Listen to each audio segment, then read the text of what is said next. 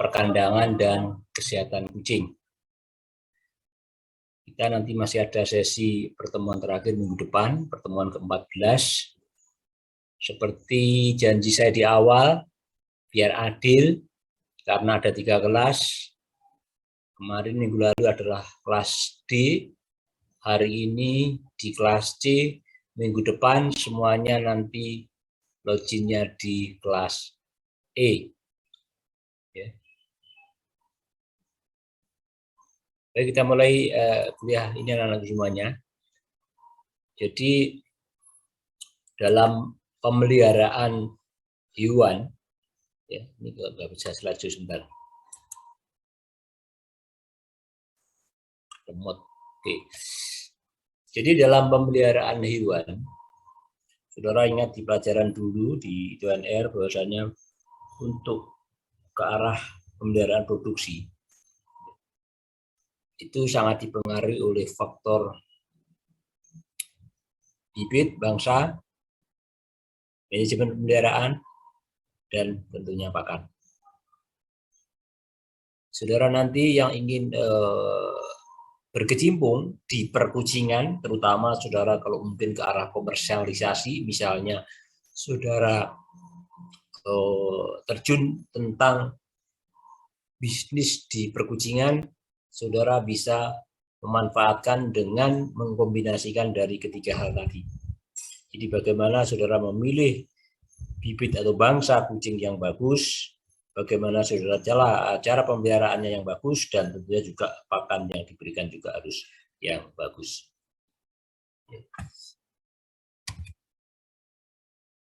Baik, kemudian berikutnya tentang gambaran peralatan pada manajemen kucing, ya. Seperti saudara lihat, saya yakin saudara yang mungkin pelihara kucing, apalagi dipelihara di perumahan, ya, itu secara umum biasanya orang yang bijak dan sadar akan lingkungan sekitar, tentu kucingnya tidak hanya dipelihara asal-asalan, artinya juga perlu disediakan tempat untuk BAB contoh seperti ini.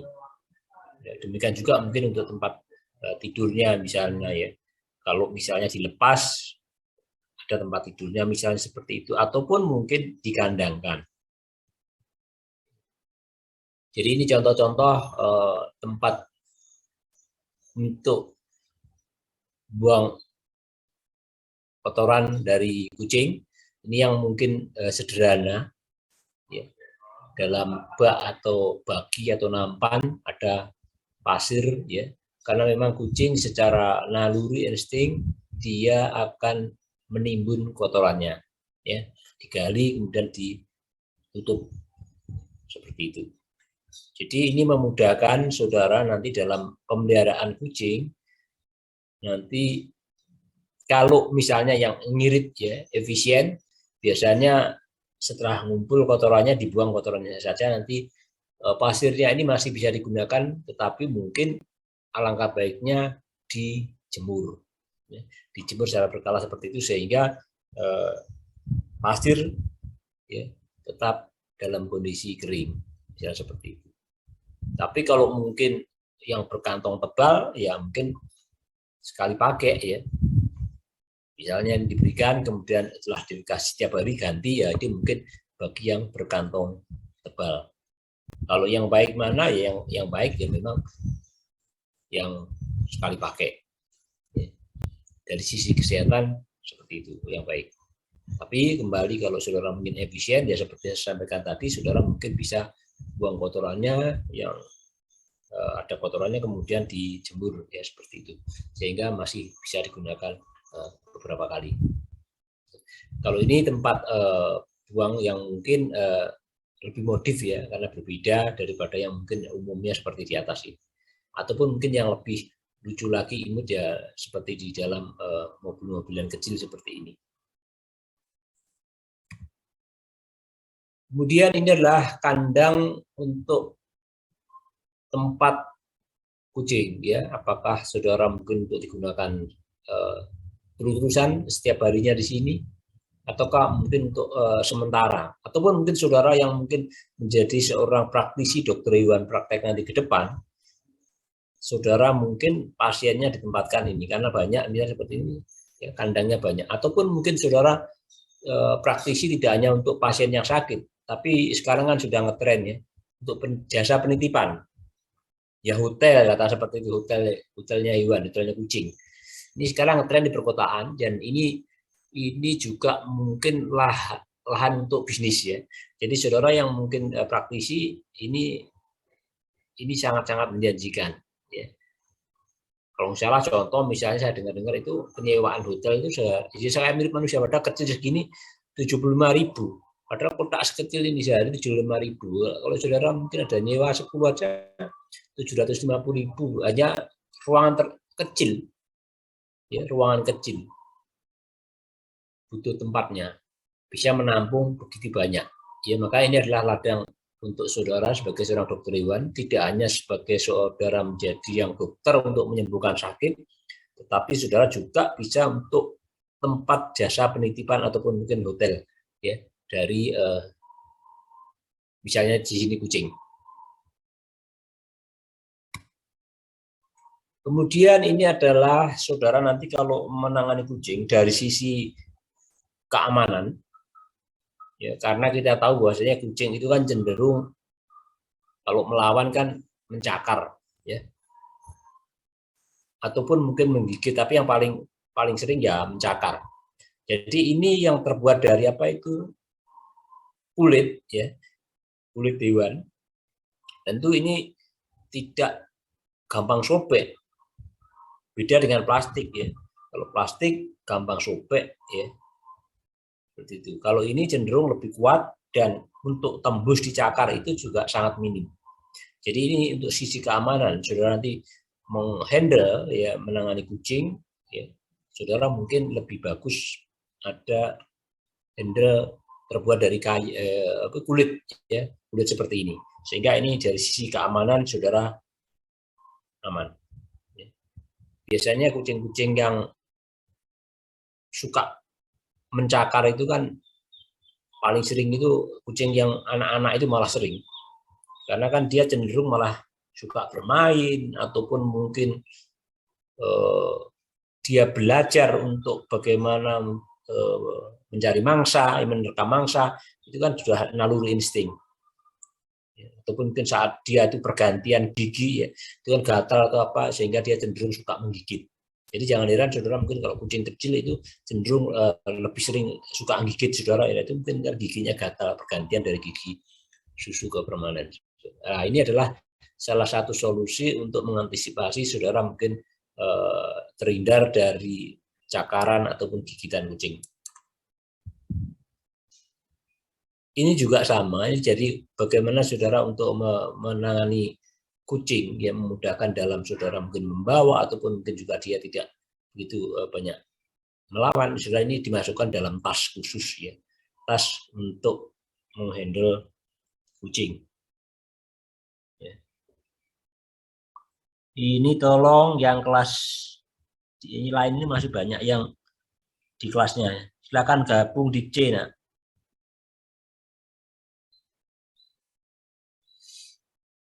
Terus kembali ya. Berikutnya ini tuh kayak penjepit gitu ya. Jadi kalau saudara perhatikan ini kan induk seperti mengangkat anaknya. Jadi ini juga bisa dimanfaatkan model mirip seperti ini, penjepit itu. Karena kita tahu ya, kucing itu kan kalau dari apa itu habis dilahirkan induknya, itu kan untuk pindah tempat ke tempat lainnya. Itu kan biasanya dia itu pindah-pindah tempat. Jadi kucing itu habis dilahirkan, itu biasanya secara umum adalah dia pindah tempat. Tidak satu tempat, menetap di situ aja, tapi dia pindah-pindah tempat. Nah, pindah-pindah tempatnya ini, induknya itu mengangkat anaknya dengan di bagian leher belakang seperti ini. Jadi kalau saudara mengangkat kucing, itu saudara pegang gini, itu kucing cenderung akan menurut. Ya, karena dia kayak pembawaannya ya seperti ini, diangkat seperti ini dia sudah diem. Bahkan yang kucing besar pun biasanya diangkat bagian ini juga cenderung diem. Ya. Ini alatnya untuk menjepit. Ya. Berikutnya kateter. Kalau kateter ini kan nanti suatu peralatan untuk digunakan ya biasanya untuk membantu mengeluarkan urin ya seperti itu supaya nanti ginjalnya tidak terjadi kerja keras ya karena kan artinya membalik ke ginjal nanti otomatis kan kegagalan ginjal ya dibantu keluarkan ini biasanya terjadi kalau terjadi sumbatan misalnya seperti itu. Berikutnya ini adalah peralatan untuk menimbang ya saya yakin saudara kelihatan tahu ya. Jadi saudara nanti menjadi seorang dokter hewan praktek pun walaupun mungkin hewan-hewan yang saudara praktek itu hewan pet animal, hewan-hewan kecil, itu saudara tentu harus ada timbangan seperti ini. Mengapa timbangan ini diperlukan? Ya, saudara kan paling tepatnya, saudara memberikan obat itu sebetulnya kan berdasarkan kilogram berat badan. Saudara kan ingat di pelajaran farmasi, farmakologi, bahwasanya penggunaan obat itu kan berdasarkan kilogram berat badan. Itu yang tepat. Tapi kalau saudara mungkin contoh di manusia, kalau saudara perhatikan dosis anak, dosis dewasa itu kan diambil sederhananya. Tapi yang benar adalah berdasarkan kilogram berat badan. Ya. Jadi tentunya dengan saudara menimbang, ataupun saudara nanti bisa untuk melihat perkembangan berikutnya. Kalau dia itu kontrol dan sebagainya ke depan, misalnya dia bisa sakit, ataupun mungkin bagaimana bertumbuh kembangnya dari mungkin anak kucing, ya. Saudara bisa mengontrol dengan menimbang kalau kontrol berikutnya di praktek saudara. Kemudian ini alat yang digunakan untuk membantu menghandle kucing, ya. Bagaimana untuk memudahkan dalam misalnya contoh di sini adalah operasi ya, pembedahan misalnya contoh. Jadi nanti kucing akan terlentang di sini, kaki belakang ditaruh di sini ya. Kita lihat di slide berikutnya. Ya, jadi gambarannya seperti ini. Jadi bisa aja seperti ini. Jadi kucing terlentang ya seperti menggunakan alat tadi seperti ini bisa. Sehingga memudahkan saudara untuk misalnya operasi ya. Operasi misalnya operasi ovariosterektomi ya. Bedah sesar ya misalnya seperti itu ataupun mungkin kebiri dan sebagainya. Saudara tentu dengan alat ini memudahkan saudara untuk menghandle tidak megangi kaki ya. Apalagi saudara pasiennya terbatas, asisten saudara terbatas, misalnya satu orang ya menghandle, padahal kan tangannya kucing, kakinya kucing ada 4 ya, ada 4 misalnya seperti itu. Sehingga dengan adanya peralatan model seperti ini memudahkan saudara untuk menangani lebih mudah. Kemudian ini adalah kolar. Kolar ini adalah suatu alat yang tujuannya bukan untuk ini ya. Kalau manusia kan biasanya untuk tidur ya, untuk tidur di kendaraan karena perjalanan jauh ya, misalnya di kereta atau bis ya. Saudara kalau perjalanan jauh kan menggunakan bantal di leher seperti ini. Tapi kalau di kucing ini tujuannya bukan itu. Tujuannya adalah untuk mencegah kucing.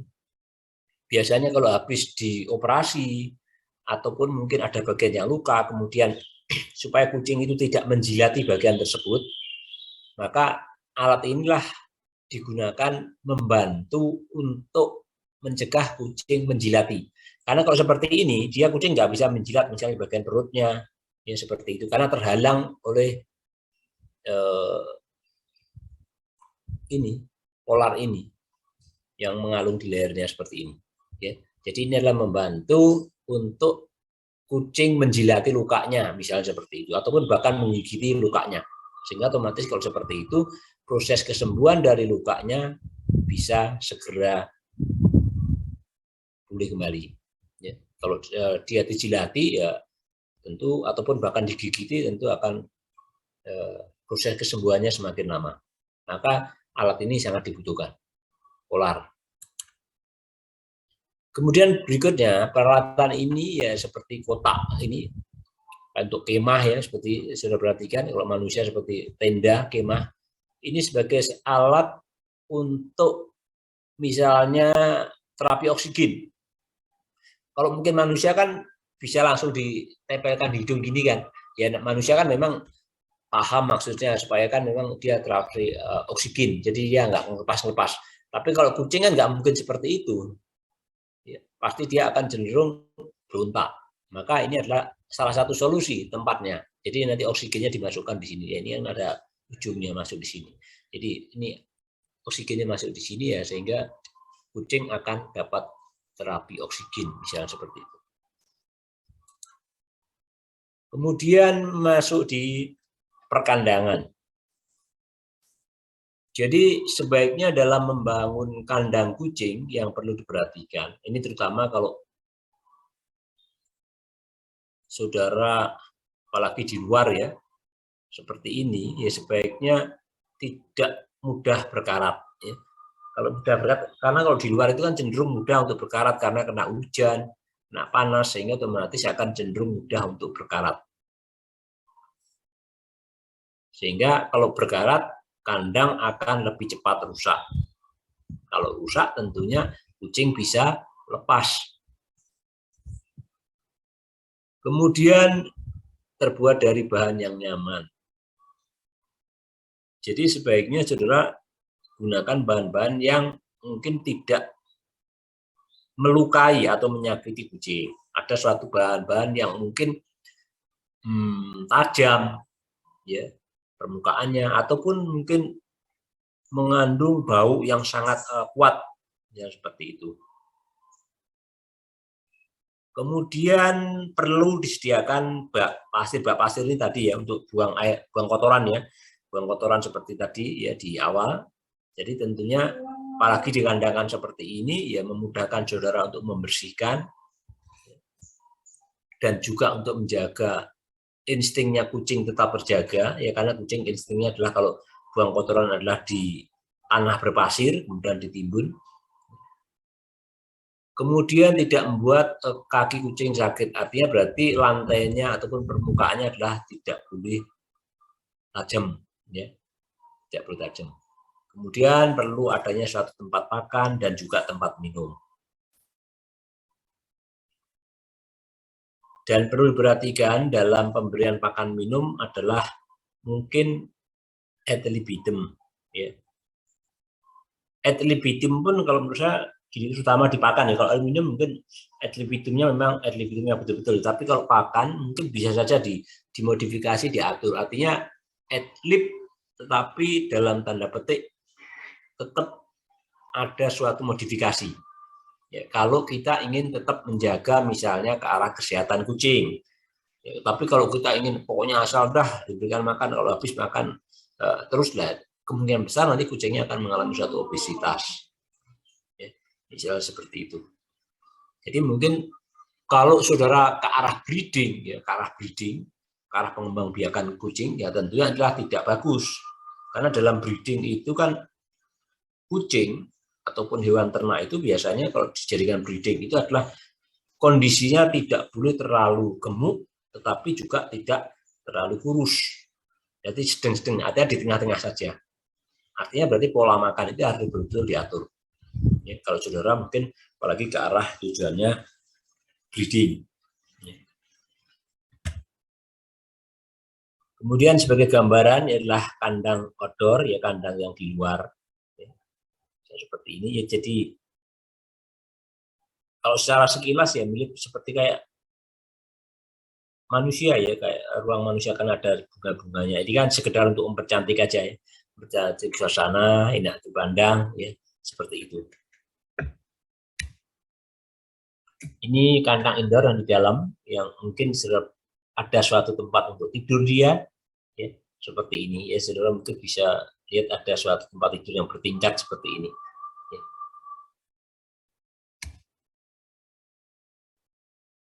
Kemudian untuk ke arah kesehatan kucing, jadi perawatan.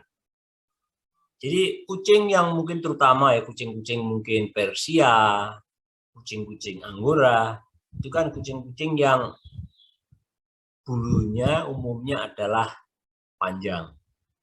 Jadi kalau panjang mungkin sebaiknya saudara bantu untuk menyisir. Ya. Jadi mungkin bisa disisir. Tentunya sisir yang digunakan tidak disamakan seperti yang sudah bayangkan sisir untuk manusia. Jadi ada sisir khusus mungkin untuk kucing, ya. Saudara mungkin bisa dapatkan di pet shop. Karena selain untuk supaya bulunya tidak kusut atau menggumpal misalnya seperti itu, bisa juga ternyata berdasarkan penelitian itu juga karena mungkin ada suatu sedikit banyak kan juga menyentuh bagian permukaan kulit sehingga itu merangsang untuk otot-otot kucing menjadi lebih bagus terhadap sisi kesehatannya. Kemudian berikutnya, walaupun di sini tidak disebutkan, untuk mandi, kita tahu bahwasanya kucing itu adalah binatang yang tidak suka air, ya. Jadi takut air katakan seperti itu. Tapi saudara untuk menjaga kebersihan dan kesehatannya, mungkin idealnya itu perlu juga dimandikan. Ya. Tentu kalau saudara mandikan kucing, itu tentu tidak setiap hari. Tadi kan ini adalah binatang yang sebetulnya tidak suka air. Ya saudara mandikan misalnya 1 bulan sekali, ya. Misalnya 1 bulan sekali. Ya. Itu bisa saudara mandikan. Dan mandikannya pun itu tidak sembarangan seperti misalnya menggunakan sabun kita, sabun manusia. Ya. Apalagi sabun manusia dewasa, itu kan cenderung biasanya pedas ya, pedas seperti itu. Mungkin kalau sabun, kalau ya, kalau terpaksa gunakan sabun-sabun bayi, itu mungkin aman. Demikian juga sampo ya, seperti itu. Jadi ini juga salah satu bisnis ya saudara, mungkin selain menyembuhkan pasien dalam hal ini kucing, saudara bisa tadi penyewaan hotel ataupun mungkin penginapan, jasa penginapan ya. Selain tentunya perawatan pasien sakit, ini juga saudara dari proses memandikan, mengeramasi kucing ya. Itu juga suatu lahan bisnis bagi saudara anak-anakku semuanya yang nanti ingin ke arah praktisi ya, terutama di perkotaan itu kan menjamur ya orang-orang yang memelihara seperti ini. Hewan-hewan pet animal. Tapi kalau di pedesaan mungkin ya tidak begitu banyak ya. Paling ya kalau di pedesaan, kalau saudara nanti hidup di pedesaan, mungkin praktisinya ke hewan-hewan besar ya. Kalau di pedesaan kan umumnya biasanya sapi, kambing, domba seperti itu. Itu yang pasien yang mungkin banyak saudara akan dapatkan di pedesaan. Kalau di perkotaan ini adalah suatu lahan bisnis bagi saudara dan anakku semuanya. Karena saya yakin semakin lambat laun, orang akan semakin banyak memelihara hewan-hewan kesayangan seperti ini.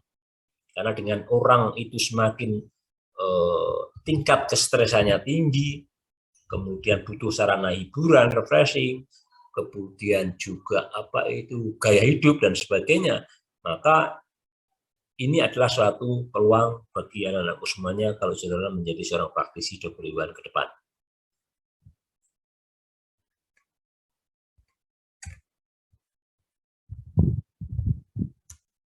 Sorry, ini belum kutu ya.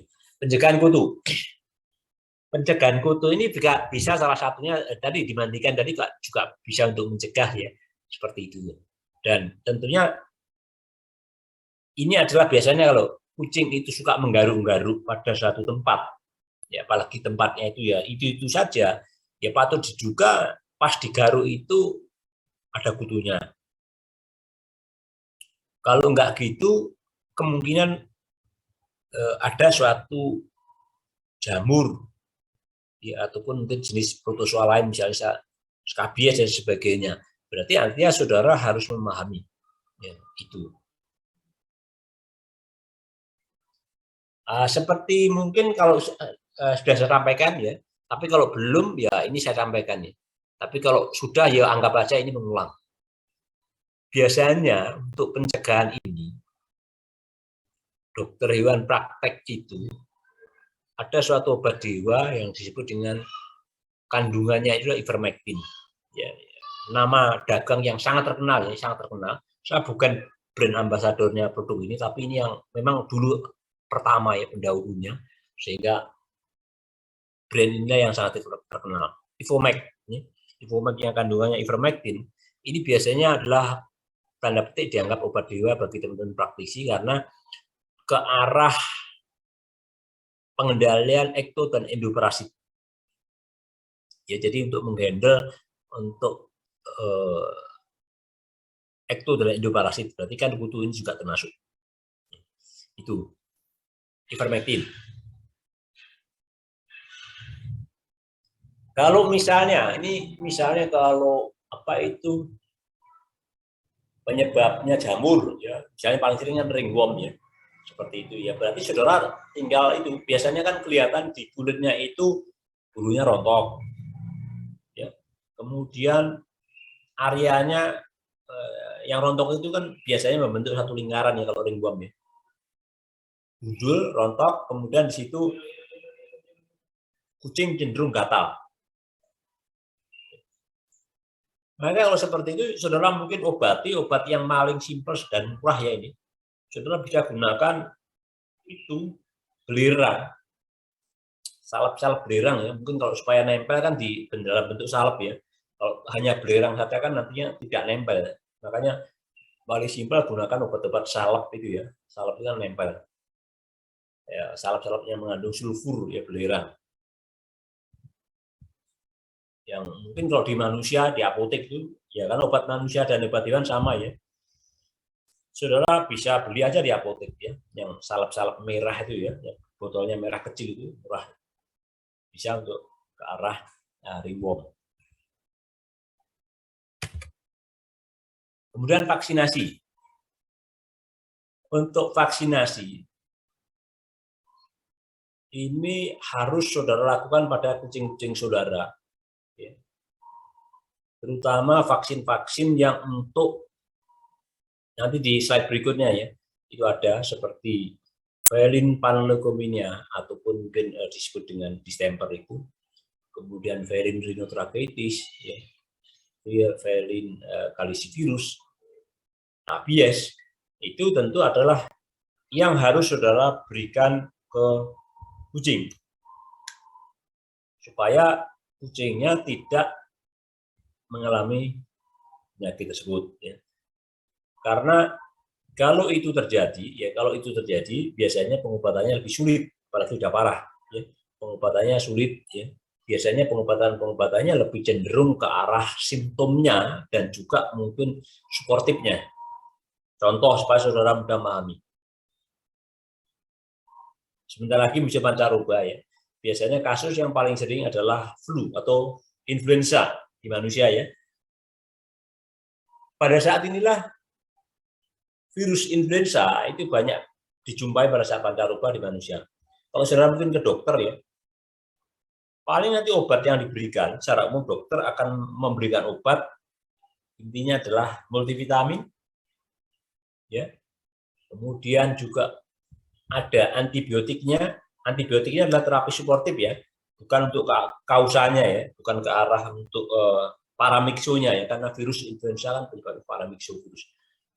Tetapi ke arah suportifnya, artinya biasanya kan kalau sakit itu biasanya kan tidak single ya, nanti biasanya setelah itu kan diikuti oleh infeksi yang lain, terutama bakteri, maka itulah diberikan antibiotik. Kemudian juga terapi, tadi kembali ke simptom lupa ya, simptomnya itu biasanya kalau misalnya sudah demam, ya, misalnya demam, ya, ataupun mungkin batuk, ya berarti mungkin akan diberikan obat-obat ke arah simptom, ke arah demam, ke arah batuk tadi. Ya. Misalnya kalau mungkin panas, sebenarnya diberikan golongannya misalnya sejenis misalnya Panadol, ya, asam efenamid dan sebagainya. Kemudian kalau di misalnya batuk, ya saudara mungkin berikan batuk, berbicara batuk ya, mumpung saya ingat. Saudara kalau menjadi seorang dokter, jadilah dokter yang bijak itu dilihat dari batuknya misalnya apa, batuk kering atau basah. Kalau batuknya itu basah, ya, itu sebaiknya ya diberikan obat anti batuknya itu juga ada suatu kombinasi mukolitiknya, artinya pengencer dahaknya, ya jangan hanya ditekan. Kalau ditekan saja ya untuk menghilangkan batuknya, berbahayanya kan ada itunya, mukusnya, ya itu nanti bisa menyumbat. Tapi kalau mungkin batuknya hanya batuk kering saja, ya tidak batuk basah, ya mungkin saudara berikan sebagai antitusik saja tidak apa-apa, tidak perlu ekspektoran. Ya, tapi kalau mungkin batuk basah, ya antitusik plus ekspektoran seperti itu. Jadi vaksin kembali ke sini, vaksin ya saudara bisa berikan contoh di sini misalnya umur 1,5 bulan, ya. Ataupun mungkin yang paling sering sekitar 2-3 bulan ya biasanya ya. Biasanya paling sering sekitar itu. Namun perlu diperhatikan sebaiknya saudara mungkin kalau kondisi kucingnya itu betul sehat, ya betul-betul sehat, saudara bisa dilakukan misalnya 6 minggu tidak apa-apa. Kalau betul-betul kucingnya betul-betul sehat ya, karena kita melakukan vaksinasi itu harusnya kucing dalam kondisi sehat, tidak dalam kondisi yang sakit. Jadi virus-virus yang vaksin-vaksin yang mungkin perlu diberikan yang tadi penyakitnya banyak tadi, saudara mungkin jangan khawatir karena sudah banyak perusahaan yang membuat produk-produknya itu dalam satu kemasan. Artinya dalam satu produk itu bisa terdiri dari bermacam-macam vaksin, ya itu. Sehingga saudara tidak perlu satu-satu ya diberikan vaksin satu-satu, tetapi sudah cukup sekali vaksin saat itu, tetapi sudah tervaksin beberapa vaksin yang ada di situ. Kemudian penyakit telinga. Kucing ternyata juga mengalami suatu penyakit telinga atau otitis. Ya, kalau mungkin di bagian tengah telinga ya disebut dengan otitis media, ataupun mungkin kalau di bagian luar ya otitis eksternal dan seperti itu. Jadi biasanya kucing yang mengalami suatu penyakit telinga, kucing akan sering menggeleng-gelengkan kepala ataupun mungkin bahkan menggaruk-garuk bagian telinganya. Jadi kalau saudara perhatikan kucing itu lebih sering menggaruk-garuk telinganya, ya saudara cek aja di bagian dalamnya telinga. Ataupun kalau yang digaruk di luar, ya saudara perhatikan di sisi luar. Kalau luar itu biasanya kan nampak mudah. Tapi kalau di bagian dalam tentu saudara harus simak telinganya dan saudara perhatikan lihat ke dalam.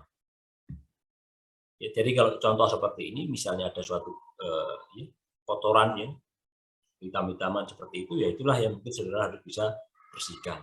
Kalau itu tidak dibersihkan, dengan nanti bisa menimbulkan suatu bahkan banyak ya penyumbatan ataupun mungkin infeksi ya ke arah otitis kalau di dalam ya otitis media seperti itu. Dan bahkan ekstrim ini biasanya paling sering itu di anjing. Di telinga dalam itu biasanya kadang dijumpai kutu bersembunyi di sana. Tapi biasanya pada anjing yang paling sering. Ya, itu kutu banyak bersembunyi di sana. Kemudian sakit mulut. Ya sekarang kan kalau di hewan besar kan terkenal lagi ngetren penyakit mulut dan kuku. PMK. Yang benar. Halo, kenapa nak?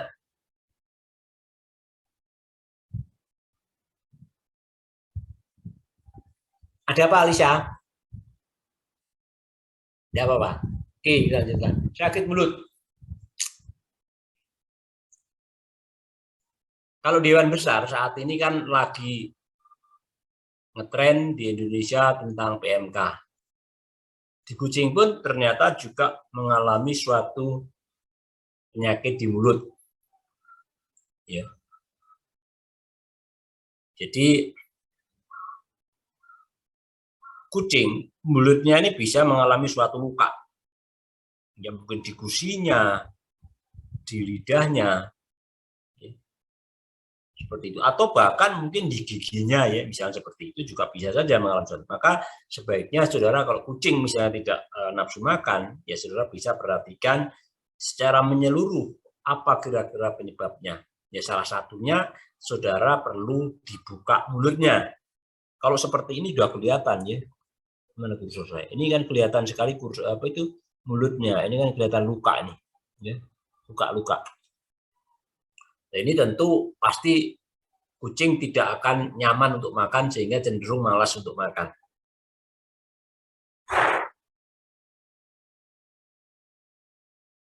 Mumpung saya ingat ya tentang sakit gigi. Ini kalau nanti di slide berikutnya virus kalisivirus ya. Kalisivirus itu salah satunya mungkin menonjol itu ya ini. Nanti mungkin saudara bisa salah satunya diduga ya, salah satunya bisa saudara ke arah kalisivirus misalnya seperti itu. Ini juga ke arah mulutnya mengalami borok seperti ini bisa saja. Ya itu penyebabnya salah satunya adalah kalisivirus. Ya yang mungkin di salah satunya yang perlu direkomendasi vaksinasi tadi. Kalau di contoh ini, di PPT ini, ya saudara untuk mengurangi sakitnya mungkin larutan garam.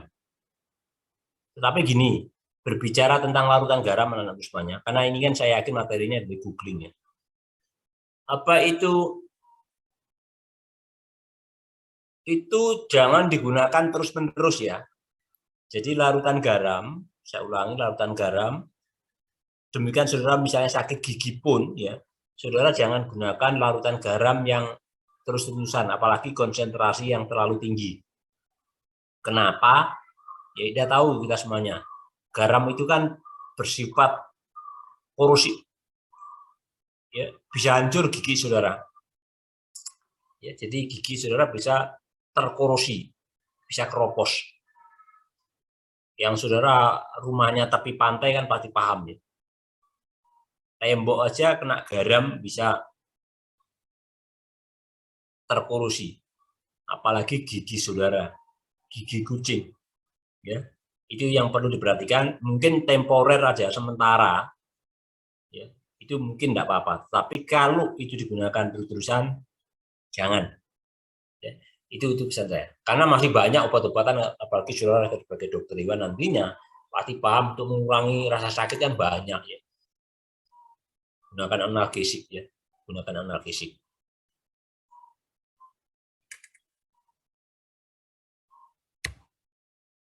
Nah, kemudian berikutnya yang seperti saya sampaikan tadi, ini yang mungkin diulang. Feline distemper atau panleukopenia. Ini kalau di apa itu di anjing itu seperti kayak kanin parvovirus ya. Ini kan penyebabnya sama ya, virus panleukopenia. Tapi kalau di apa itu kucing ini kan tipe 1 ya. Jadi feline panleukopenia virus tipe 1 yang disebut dengan distemper kucing. Tapi kalau di anjing ini yang tipe 2-nya. Jadi kanin parvovirus. Jadi ya seperti mirip di anjing. Ini gejala khasnya kan biasanya itu diare. Diare kotorannya baunya nggak enak nih pokoknya. Kotorannya baunya busuk sekali. Itu biasanya ke arah itu khasnya ya, khasnya dari mungkin feline distemper atau panleukopenia mirip seperti di parvo anjing ya. Seperti itu. Nah, gejala ini kan umumnya sama. Jadi kalau sakit secara umum kan sama, misalnya demam, ya. Nafsu makan turun, lemah, letih, itu kan gejala secara umum. Semua penyakit umumnya kalau sakit kan itu sama. Kemudian feline rhinotracheatis. Ini virus herpes ya. Jadi namanya aja rhinotracheatis ya. Jadi tracheatis berarti kan sudah paham ini kan ke arah pernapasan. Ya.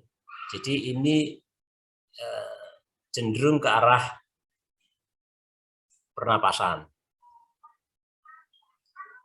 Jadi juga bisa merembet di matanya ya, mata biasanya ada suatu infeksi ataupun mungkin leleran seperti itu, ini juga mungkin ke arah sananya juga mengikut. Kemudian velin calicivirus. Tadi sudah saya sampaikan. Ini juga mirip seperti rhinotracheatis, mirip ya, tapi juga ada sesuatu yang mungkin agak mungkin ya, saudara nanti kalau di klinik mungkin lebih jelas ya. Saya juga nggak praktisi ya, tapi kan baca ataupun dulu waktu koas. Ini tadi saya sampaikan ke arah luka-luka di mulut ya, borok seperti itu, mungkin diduga ke arah ini calicivirus juga harus diperhatikan. Kemudian dermatitis. Dermatitis ini pada kulit ya. Jadi bisa juga karena faktor penyakit skabies ataupun mungkin flea. Ini kutu pinjal ya kalau mungkin orang Indonesia bilang. Mungkin kalau yang ada yang mungkin saat ini ada yang dari Malaysia ya. Ya pokoknya flea ini ya. Tapi kalau di Indonesia biasanya orang Jawa bilang pinjal itu ya. Itu yang kutunya itu bisa meloncat ya. Artinya dia itu lompatannya bisa jauh. Itu. Dan begini, kalau saudara membersihkan kutu, ya berbicara kutu ya, saudara kalau mengambil kutu, itu sebaiknya kutunya itu diambil, masukkan ke dalam cairan yang bisa membunuh kutu. Jadi ditenggelamkan ke cairan tersebut. Kenapa seperti itu? Jadi jangan misalnya gini, kebanyakan kalau orang desa itu kan diambil kutunya, terus dipencet, ya memang dimatikan. Yang dewasa kan dimatikan, tapi kan dipencet ya itu kan biar aja meletus kan, ada telurnya kan masih bisa berkembang. Maka sebaiknya tadi seperti saya sampaikan, diambil tapi dimasukkan cairan yang membunuh. Jadi tenggelamkan dia otomatis kan mati. Kalau saudara mungkin mengambil manual. Tapi kalau saudara melakukan pengobatan obat dewa tadi, ya saudara suntik, ya itu otomatis dia mati. Kemudian skabies. Skabies ini juga menyerang kulit dan ini khasnya ini cenderung ini di dalam ya, di lapisan bawah kulit ya, bisa dia menimbun diri di situ. Itu makanya ini biasanya menimbulkan rasa gatal yang luar biasa di kucing. Kemudian helminthiasis. Berarti adalah cacingan. Jadi untuk mengantisipasi cacingan, saudara bisa berikan ya obat dewa tadi bisa. Tapi kalau obat dewa tadi, misalnya kalau cacingnya itu ke arah cacing hati, itu kurang kuat, tidak ya. Maka biasanya obat dewa tadi ada tambahannya yang mungkin tambahan lagi ya, tidak hanya ivermectin tapi ada tambahan ekstra. Misalnya klorsulon ya, mungkin di kode itu ada tambahan F-nya ya. Misalnya contoh nama dagangnya ya, nama dagang ya. Saya bukan brand ambassador tapi karena ini adalah produk yang pendahulu. Ivomax F. F itu kan mungkin singkatan dugaan saya adalah fasciola hepatica. Maka ada simbol F itu biasanya lebih mahal harganya, tapi memang bisa untuk ke arah cacing hati. Dan saudara mungkin kalau pengobatan cacing ini, saudara tidak hanya misalnya gunakan ivermectin, tapi kalau ivermectin kan keunggulannya bisa endo dan ekto. Tapi kalau saudara menggunakan obat-obat cacing yang endo, ya misalnya golongannya piperasin yang paling murah ya, paling murah itu piperasin, golongannya piperasin. Karena piperasin itu lebih spesifik, hanya bisa ke cacing-cacing yang bentuknya gilik. Tapi kalau yang bentuknya lain biasanya kurang kuat. Ya gunakan mungkin yang lebih kuat itu golongan yang lain. Ya, golongannya misalnya ada dasar-dasarnya itu. Flubendazol, albendazol, fenbendazol, golongannya itu. Kemudian mungkin secara berkala. penggunaan obat cacing itu bisa saudara berikan. Misalnya gini, idealnya kapan atau berapa lama sekali? Mungkin ideal, saya ngomong ideal ya. Idealnya itu 6 bulan sekali. Ya, idealnya 6 bulan sekali itu diberikan obat cacing. Tapi ya paling tidak 1 tahun sekali itu harus diberikan obat cacing. Itu lebih bagus. Tapi pesan saya gini, untuk pengobatan cacing, terutama mungkin induk yang sedang bunting atau hamil, mungkin sementara ya, mungkin sementara. Pada saat hamil dihindari dulu. Karena tidak semua obat itu istilahnya itu bagus digunakan saat kondisi bunting. Karena ada obat-obat cacing itu bisa juga kurang bagus terhadap hewan yang sedang bunting. Walaupun tidak semuanya ya, walaupun tidak semuanya. Tapi karena ada sifat seperti itu, maka saran saya adalah sebaiknya dihindari dulu sebaiknya. Kemudian adalah tanda kucing tidak sehat. Ya saudara pasti tahu lah tanda kucing tidak sehat itu tadi sudah saya sampaikan. Misalnya lemah, letih, lesu, loyo, mulai, ya seperti itu. Itu pasti tidak sehat. Selain itu, mungkin suhu tubuh terlalu tinggi, ataupun sebaliknya suhu tubuh terlalu rendah. Itu juga kucing kondisi tidak sehat. Kira-kira suhu kucing yang normal itu berapa? Ya, mungkin sekitar 38-39 derajat Celcius. Ya, itu kucing dalam kondisi normal. 38-39. Tapi kalau manusia mungkin demam dia, sekitar 9 ya. Dan, tapi kalau kucing belum ya. Tapi kalau mungkin kucing itu sudah suhunya di atas 40 derajat, berarti kan ada spelling 1 ya, 1 derajat. Nah, itu kemungkinan itu patut dicurigai sudah demam. Sudah panasnya lebih normal. Demikian juga mungkin suhunya di bawah 37. Karena kan normalnya kan 38-39. Atas spelling 1. Berarti itu juga dalam kondisi kucing terjadi kedinginan ya.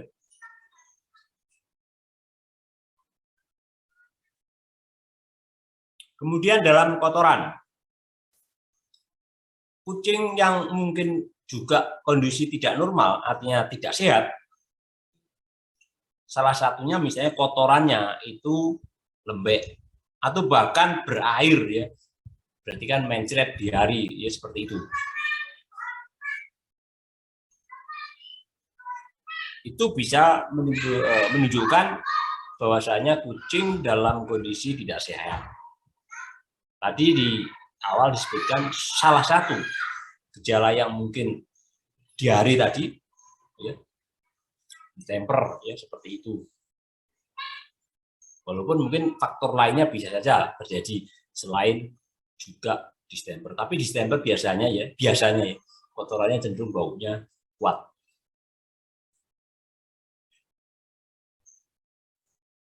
Kemudian berikutnya, ini malah kotorannya muncul bergerak-gerak ya.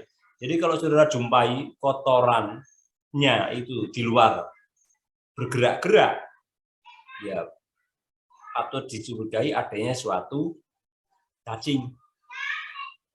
Jadi saudara nanti kalau jumpai hewan ternaknya, saudara mungkin lihat kotorannya itu kotorannya bergerak, itu juga ciri khas dari adanya cacing yang mungkin sudah berlimpah di dalamnya.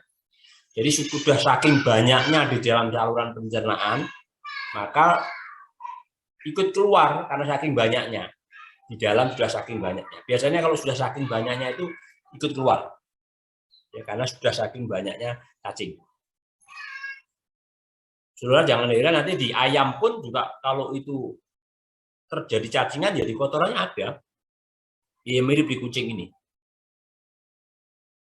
Kemudian mata berair, ya atau mungkin orang Jawa bilang belen. Jadi matanya berair, ya, ataupun mungkin kemerah-merahan, ya. Itu seperti salah satu contohnya gejala dari mungkin tadi ya, apa tadi?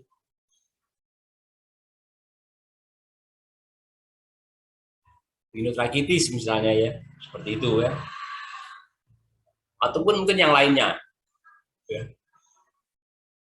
Kalau mungkin mata berair ataupun mungkin merah, ya sebetulnya obatnya mirip ya untuk mengantisipasinya, untuk mensterilkan bagian mata. Saudara bisa gunakan misalnya tetes mata itu, ataupun mungkin kalau saudara ingin yang kandungan antibiotik, ya bisa saudara gunakan yang itu, yang salep mata di manusia itu sama. Ya misalnya apalagi matanya sudah bengkak itu, saudara bisa tambahkan salep mata, ya, salep mata. Kemudian bulu kusut. Jadi bulunya kusut. Ataupun mungkin sebaliknya bulunya rontok, gundul, seperti itu. Ya. Itu juga kucing mengalami suatu ketidaksehatan. Kemudian kucing mengalami muntah yang terlalu sering. Karena gini, kucing itu juga fenomena normal ya, mengalami suatu muntah, tapi tidak muntah yang sering. Muntahnya itu hanya berkala. Muntah karena misalnya makan makanan sesuatu yang mungkin misalnya ya, ada suatu duri yang mungkin di mulut yang tidak dia terkunyah, kemudian berusaha dia muntahkan. Itu juga mekanisme dia untuk bisa nyaman di tenggorokannya karena ada sesuatu yang ganjal. Artinya ini sebetulnya dia sehat, tetapi memang dia kondisi untuk memuntahkan itu. Tapi kalau muntahnya itu sering, nah itu patut dicurigai. Salah satunya ya itu panleukopenia, yang muntah diare tadi, yang baunya mungkin cenderung lebih kuat tadi, karena dia muntah diare.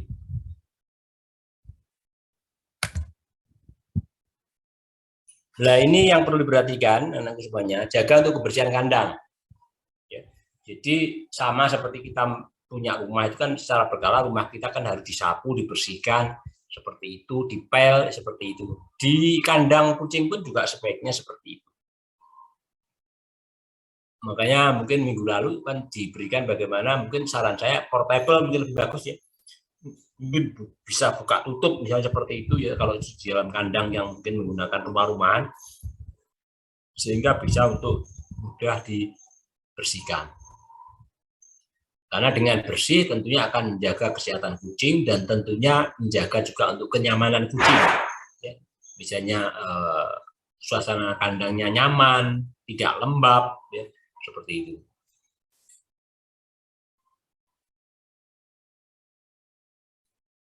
Kemudian ini suhunya memang yang ideal ini ya, 21, 24, ini belum tersimpan derajatnya. Derajat Celcius ini ya, 21, 24 derajat Celcius. Mungkin saya koreksi di PPT ya, hygrometer bukan hidro ya. Hidro, kalau ke arah kelembapan itu hygrometer. Kemudian mungkin sebaiknya kandang itu jangan ditempati kucing yang terlalu berlebihan dari kapasitas. Artinya terlalu overload, crowded ya, kelebihan kapasitas. Karena kalau terlalu padat tentu akan membuat tidak nyaman, membuat mudah untuk penyebaran penyakit, ya, itu akan lebih mudah dengan kondisi yang padat, terutama penyakit-penyakit yang tentunya kulit, misalnya seperti itu, yang tentunya dibutuhkan suatu persinggungan. Maka kalau dengan terlalu padat, itu sebaiknya dihindari.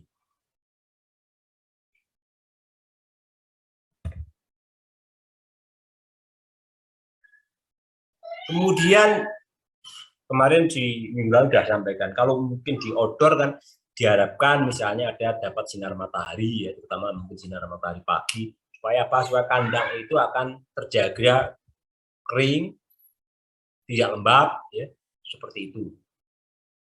Sehingga dalam kandang akan meminimalkan terjadi perkembangbiakan mikroorganisme. Jadi dengan adanya suatu pencahayaan matahari itu kan mengandung ultraviolet yang mungkin tanda petik desinfektan alami, ya, desinfektan alami yang diberikan Tuhan langsung, ya, itu kan ultraviolet itu sebaiknya mungkin bisa masuk kandang, itu bagus. Kemudian vaksinasi secara berkala, ya.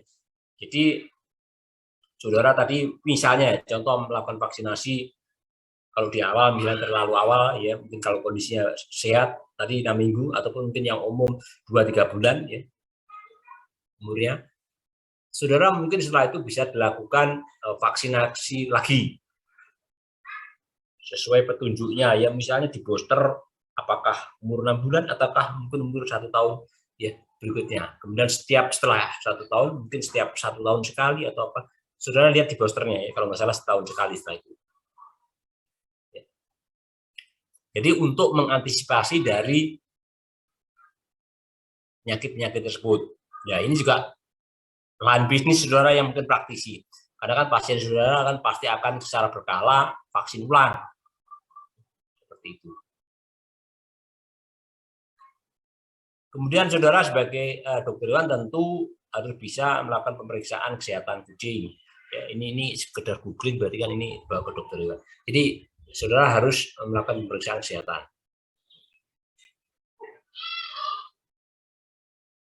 Kemudian untuk pakan, saudara tadi ya sebelum sudah saya sampaikan, saudara harus perhatikan pemberian pakan itu oke lah mungkin ad libitum, tetapi tanda petik ada suatu modifikasi. Ya. Harus diperhatikan juga sisi kesehatan kucingnya ataupun mungkin dalam kondisi mau diapakan kucingnya. Kalau sebagai breeding ya harus sangat diperhatikan dalam pola makannya. Itu yang perlu harus diperhatikan.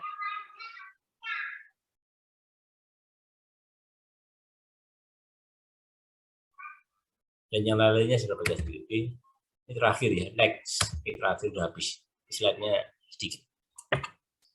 Jadi itu ya anak-anakku semuanya. Kuliah pada pagi hari ini. Intinya adalah bagaimana untuk menjaga kesehatan kucing kita. Itu tentu pertama, bagaimana kita dalam menempatkan kucing di kandangnya itu harus diperhatikan kandang harus dijaga kebersihannya. Kandang harus dijaga dari mungkin jangan lembab. Ya. Kandang harus kering. Kandang harus ada ventilasinya untuk sirkulasi udara. Itu dari kacamata kandang. Kemudian juga kandangnya tidak boleh kasar sebagai sehingga melukai, ya. Tidak boleh kepadatan, ya, dengan diisi terlalu banyak kucing. Kemudian dari untuk menjaga kesehatan, ya, saudara mungkin diberikan vaksinasi tadi secara berkala, ya, tentang vaksin-vaksin yang perlu diberikan kepada kucing. Ya, mohon maaf background saya background anak-anak kecil sedang bermain, ya. Ini depan rumah saya anak-anak kecil bermain ini. Bukan anak saya atau cucu saya. Anak saya sudah besar, paling kecil SMP. Kalau cucu belum, masih kuliah, ya, sama seperti saudara. Baru semester 4 tapi yang nomor 1. Ya ini anak tetangga, ya. Maklum di perumahan. Tidak apa-apa, ini anggap aja hiburan. Jadi kembali ke tadi, dalam untuk menjaga tadi vaksinasi, ya, vaksinasi. Kemudian saran saya pula, tulis, ya, saudara, saran saya kalau bisa, kalau apalagi yang kucing-kucing yang ditempatkan di kandang, ya, saudara secara berkala kandangnya dilakukan disinfeksi, ya. Mungkin minggu lalu ini ya sudah sampaikan disinfeksi, semprot kandang misalnya seperti itu. Itu yang mungkin juga harus diperhatikan. Kemudian berikutnya yang perlu diperhatikan bagaimana saudara pengaturan dalam hal makannya, ya. Makanya harus diperhatikan baik dari kuantitasnya, jumlahnya, dan juga kualitasnya, ya, pakan yang diberikan. Demikian juga air minum. Kalau air minum mungkin betul-betul harus ada ad libitum, ya. Saudara harus betul-betul ada sepanjang masa. Kemudian untuk tadi kembali ke menjaga kebersihan, ya saudara harus ada tempat untuk buang kotoran, ya. Tadi ada tempat mungkin berpasir seperti itu untuk membantu menjaga kebersihan kandang dan juga menjaga kucing tetap nalurinya terjaga karena dia instingnya buang kotoran adalah di tempat berpasir. Kemudian secara berkala, ya, saudara bisa memberikan obat cacing, ya. Obat cacing saudara harus perlu berikan walaupun kucing itu tidak menunjukkan gejala sakit, tetapi saudara lebih baik dalam hal pencegahan secara berkala diberikan obat cacing. Sama seperti kita manusia pun mungkin idealnya secara berkala pun kita itu mengkonsumsi obat cacing. Karena kita tidak tahu di dalam perut kita banyak cacing. Itu ya anak-anakku semuanya, inti dari perkuliahan pagi hari ini. Namun demikian, sebelum saya akhiri, kalau mau ada yang didiskusikan, saya persilahkan. Silakan, Nak.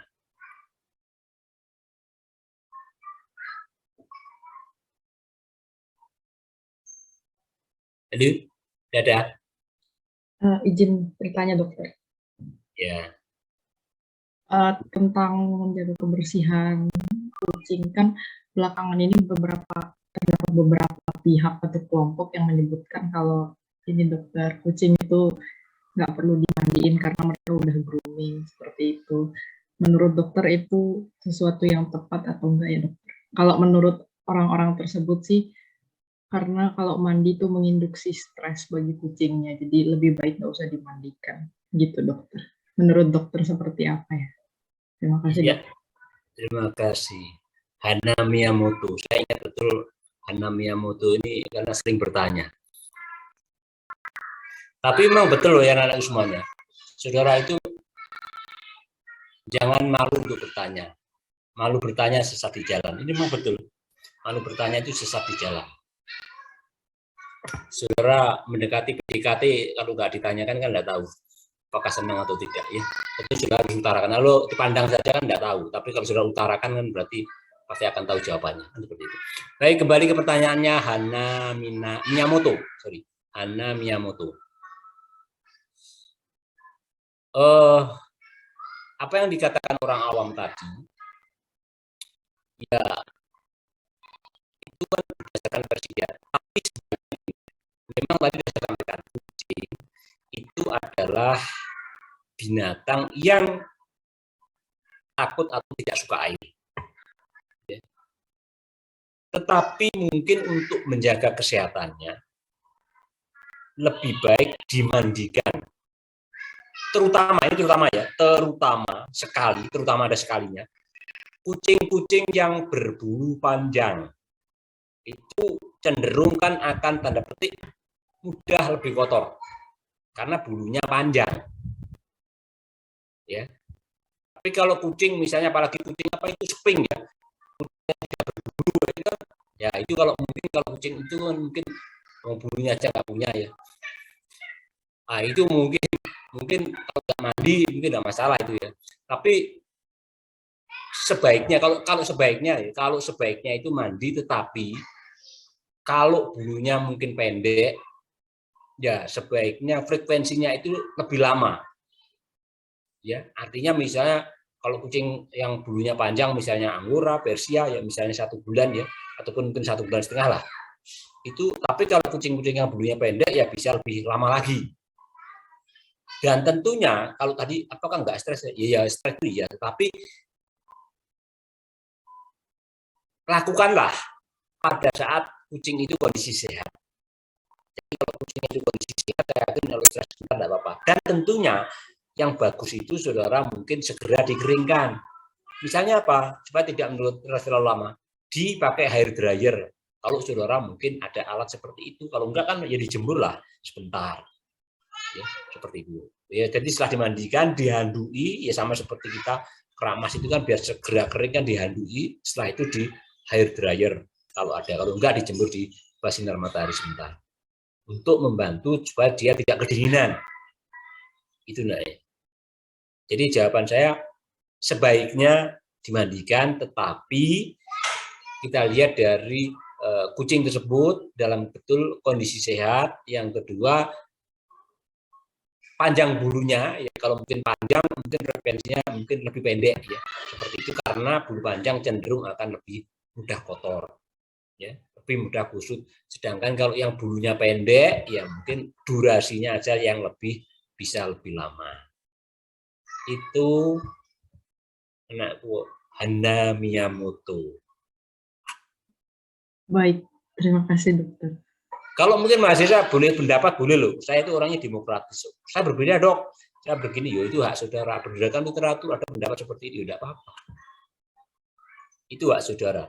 Bagi saya adalah semua orang guru. Nah, mahasiswa pun saya anggap guru. Saya itu sekarang itu punya guru baru. Dari mahasiswa. Baru saja ini. Saya memberi kuliah kewirausahaan. Mungkin saudara ada nggak ya? Kebetulan dia nanya, dia kebetulan tidak ikut kuliah itu, tetapi dengar saya kuliah kewirausahaan, kemudian menyinggung sedikit, ini nggak apa-apa, sedikit motivasi ya, karena semua orang adalah guru tadi. Akhirnya dia bertanya kepada saya secara ya seperti ini, Zoom. Bertanya tentang dunia bisnis, kemudian setelah itu kopi darat. Kopi darat. Akhirnya apa? Dia menjadi customer saya. Karena mengambil produk saya. Dan menurut saya luar biasa, masih saya acungi jempol, masih mahasiswa, tetapi luar biasa. Sudah punya usaha yang sangat besar menurut saya, besar sekali. Bahkan dia baru kenal dengan saya, dalam tanda petik kerjasama, dia langsung order besar sekali susu skim itu. 1 bulan ini tanggal berapa ini? Ini tanggal 6 ya. Baru tanggal 6 aja sudah 3 ton lebih, 3 ton seperempat susu. Baru tanggal 6. Maka saya kira ini kalau di los ini bisa di atas 10 ton ini anak ini. Nah ini hanya kerjasama. Saya anggap gurunya gini. Dia guru itu gini. Dia hebatnya itu tidak hanya bisnis tersebut, tapi dia punya marketplace. Nah saya itu kan orang tua. Orang tua itu kan jadul dalam dunia gaptek lah orang gitu. Orang generasi saya kan orang-orang yang mungkin secara IT kan ketinggalan zaman. Nah ini anak ini sangat luar biasa, makanya ini guru saya, ini terutama istri saya kan langsung tak kenalkan. Nanti ada mahasiswa ke sini, kamu tanya-tanya, tak suruh belajar. Artinya apa? Dia guru. Ya karena dia menguasai dalam dunia marketplace, bagaimana strateginya dalam dia berbisnis marketplace sehingga dia bisa dikenal orang, kemudian bagaimana dia untuk mencari pelanggan dan sebagainya, strateginya disampaikan luar biasa. Mahasiswa masih angkatan 2018 kalau salah ya. Iya 18 ya. Kalau mungkin kenal ya mungkin tidak apa-apa dicari. Afif Haruman. Ya mungkin angkatan saudara. Ya, Afif Haruman. Yang tempo hari tanya di kewirausahaan kemudian langsung kerjasama dengan saya. Luar biasa mahasiswa seperti itu. Saya sangat menunggu teman-teman anak-anakku semuanya haruman-haruman yang lain. Betul-betul harum men, ya harum men, namanya betul sesuai dengan nama, ya harum men, ya harum betul-betul lelaki yang harum. Tetapi sayang, kalau mungkin yang wanita dia sudah punya pacar, ya, dari FIB pacarnya, karena ke rumah saya bawa pacarnya juga. Ini sedikit untuk motivasi di luar kuliah MKAK ya anak-anakku semuanya, bahwasanya intinya adalah apa? Saya walaupun sebagai dosen, tetapi mahasiswa juga saya anggap sebagai guru seperti ini karena dia juga memberi pembelajaran kepada saya tentang tadi marketplace dalam dunia digital marketplace. Itu ya anakku semuanya. Demikian juga saya tetap belajar dunia digital tentang blockchain dan sebagainya. Saya juga belajar, walaupun bukan keahlian dalam hubungannya Dr. Iwan, tapi blockchain bagi saya juga sangat penting untuk masa depan. Walaupun saya tidak expert di sana, tapi tidak ada salahnya saya belajar tentang dunia blockchain. Maka anak-anakku semuanya, eranya adalah digital, manfaatkan ini adalah kesempatan saudara, bisnis marketplace, tidak saudara punya uang pun, saudara menjadi hanya dropshipper pun, saudara bisa menjadi orang yang punya penghasilan. Artinya beda dengan zaman saya dulu ya, kalau saudara mungkin dari rumah pun sekarang saudara bisa punya penghasilan sendiri, tidak harus minta orang tua, sekarang kan mungkin bisa. Maka ini sangat memotivasi anak-anak saya juga, saya harapkan kalau mahasiswa yang datang tak suruh menemui, berguru tak suruh bertanya. Karena apa? Biar termotivasi. Ya, termotivasi. Biar saya sebagai orang tua itu tidak mau keluar dari kewajiban, enggak. Tetap saya berkewajiban untuk memberi nafkah, untuk menyekolahkan. Tapi kan kalau dia bisa punya penghasilan sendiri kan ada suatu juga ya kelebihan ya, kebanggaan tersendiri. Sudah bisa mencari uang sendiri. Itu dia, saya sangat mengharapkan anak-anakku semuanya bisa mencontoh ini. Sudah tidak hanya sekedar meminta tangannya di bawah kepada orang tua kita, tapi kalau bisa seperti ini, saudara bisa membantu orang lain, bisa memperkayakan. Ya karyawannya sudah banyak ya. Haruman ini sudah punya karyawan di Jakarta ya. Karena rumahnya Jakarta ya. Yang marketplace-nya yang dikelola ibunya itu di Jakarta. Kalau di sini dia kos ya, kos di sini Surabaya. Itu aja sedikit motivasi pada anak-anakku semuanya di luar kuliah supaya saudara tetap juga walaupun masih mahasiswa bisa berkarya yang berhubungan dengan profesi ya, karena dia mainnya di produk-produk di hewan atau ternak ya, dan juga di marketplace hubungannya dengan produk-produk di pet animal kalau di marketplace-nya ya, mungkin kalah pakan anjing, pakan kucing dan sejenisnya. Mungkin ada pertanyaan lain selain Hana Miyamoto. Hana Miyamoto umur berapa sekarang? 21, dokter. 21. Seusianya anak saya dong. Anak saya yang pertama. 21. Oh iya sih, kamu semester 6 ya? Iya, dokter. Oh iya, berarti ya betul ya, pertama ya betul. Anak saya itu harusnya semester 6 seperti saudara, tapi sekarang baru semester 4. Karena ngulang setahun. Dia ngulang setahun. Dulu di FKM UNER, tapi ya karena cita-citanya ya, saya nggak maksa. Pengennya di kedokteran, ya akhirnya dia tes lagi, dan baru masuknya tahun kedua. Jadi akhirnya semester 4, ya wajar umurnya sama. Makanya saya panggil anak-anak ya wajar lah, saya panggil anak-anakku semuanya. Jadi saya memanggil anak-anakku semuanya anak-anak ya. Karena saya juga gini, mengapa saya itu mungkin ya kalau ditanya, mengapa kok manggilnya anak-anak? Karena begini, ini sekaligus untuk berbagi sharing aja, untuk membentengi diri saya.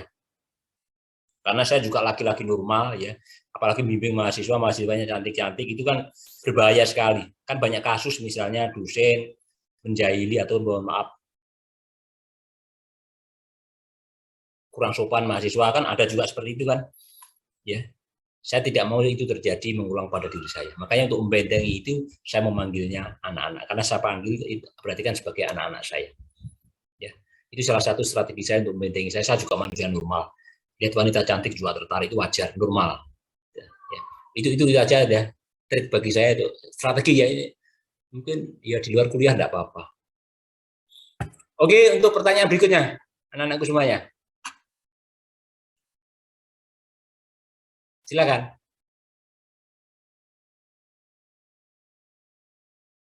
Enggak ada. Saya itu kadang juga ingin kan dulu, guyon tapi ya, menyeleksi wanita-wanita mahasiswi. Karena anak saya kan 4 laki-laki semuanya. Ya, 4 laki semuanya, pejantan tangguh semua. Ya, dengan bapaknya Pendowo Limo. Oke, ada pertanyaan? Sebelum saya akhiri, anak-anakku semuanya. Tidak ada? Oke, kalau tidak ada, ya saya juga perlu istirahat sebentar. Jam 11 saya nguji skripsi kakak kelas saudara. Oke, saya akhiri ya. Ini kata-kata mutiara saya tidak perlu keluar ya, karena kayaknya sudah reda ini. Sudah mengarah ke endemi, walaupun secara resmi belum disampaikan secara resmi oleh pemerintah, tapi trennya sudah menurun. Kata-kata mutiara saya tidak muncul ya.